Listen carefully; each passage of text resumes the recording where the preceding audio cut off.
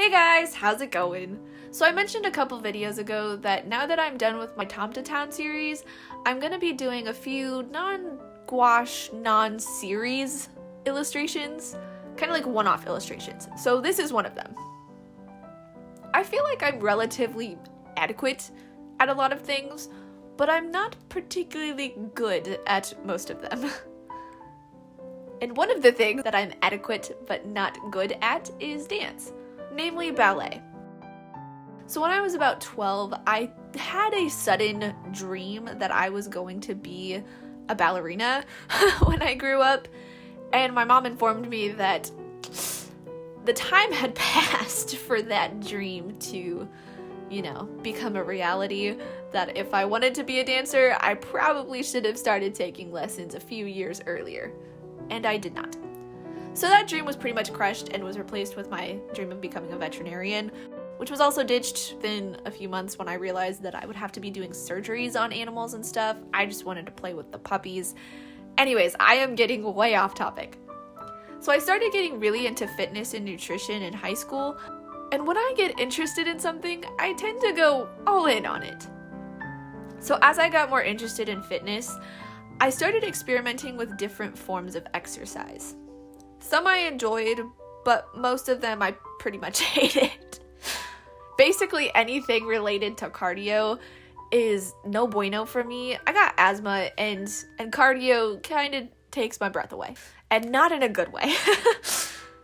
So I discovered fitness bar during this experimentation.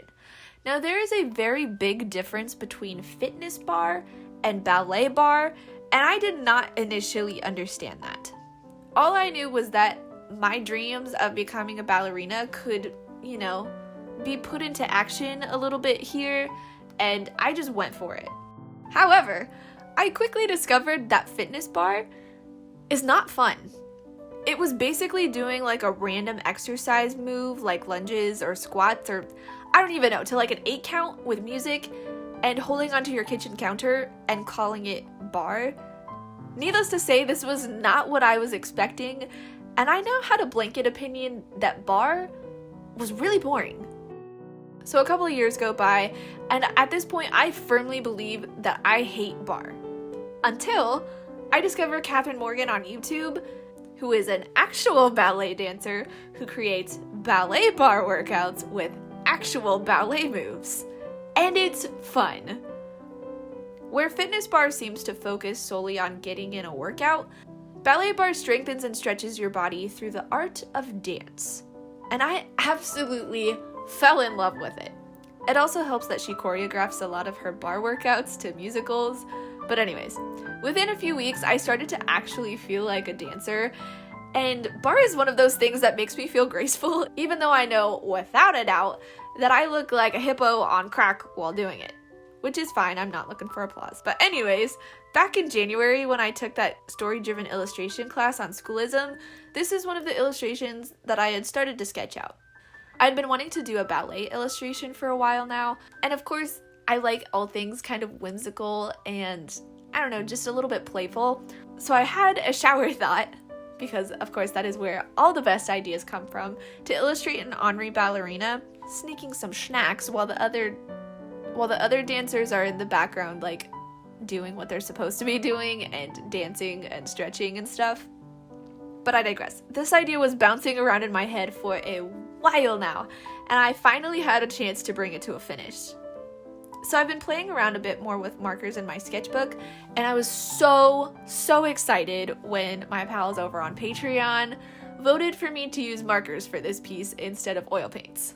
And speaking of Patreon, you can join the Scoop Troop for as low as $1 a month and get a vote in what mediums I'm using, get access to exclusive art posts. If you join the Double Scoop tier, you get a coloring page every month.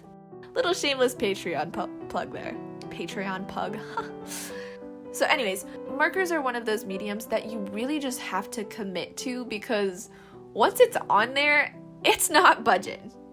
I think permanent mediums really help me be more playful with my illustrations, and they stop me from being a perfectionist, so I can just focus more on having fun. One of the things I struggled with in this piece was her reflection, which I initially forgot about entirely. The mirrors were placed there so I could show the other dancers behind the camera, but I forgot about the fact that you would also then see the main character's reflection as well. But then I took out those background dancers, so I really don't know why I kept the mirrors in, other than I guess maybe to just make it a little bit more challenging or something. I don't know. Anyways, the point is, it was hard. There's a lot of like geometry to reflections, and I didn't understand that, so I basically just wung it. I looked at a few reference photos to try to see if I could understand reflections a little bit better, but it didn't help, so I just wung it. I did a wash of pale green over the whole mirror to try to separate it a little bit from the foreground, and I also tried to leave the character a bit less detailed in the reflection to put more of a focus on her actual form. One of the things I'm really proud of in this piece is some of the anatomy. Not all of it, like I know her limbs turned out a little bit gangly, but the part where her pectoralis is meeting her, I think that's the lateral head of the tricep. Anyways, it casts a bit of a shadow under her arm, and I was really happy with how it turned out. I don't know, I like shadow shapes.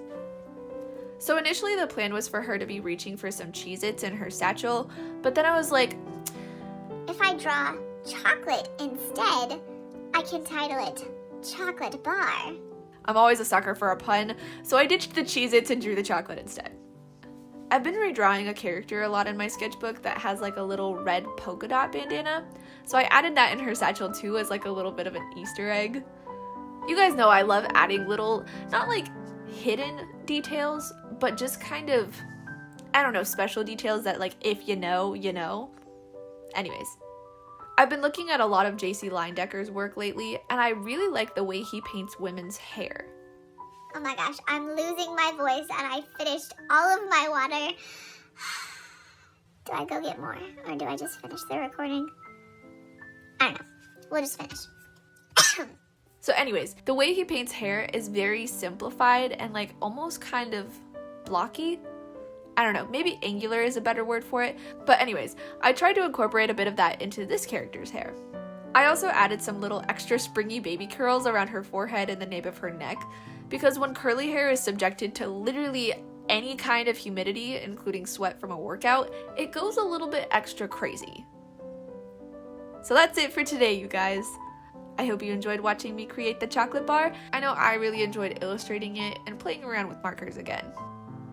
Markers actually used to be my primary medium when I really started taking art seriously, and it was really fun to just dust them off and bring them back out again.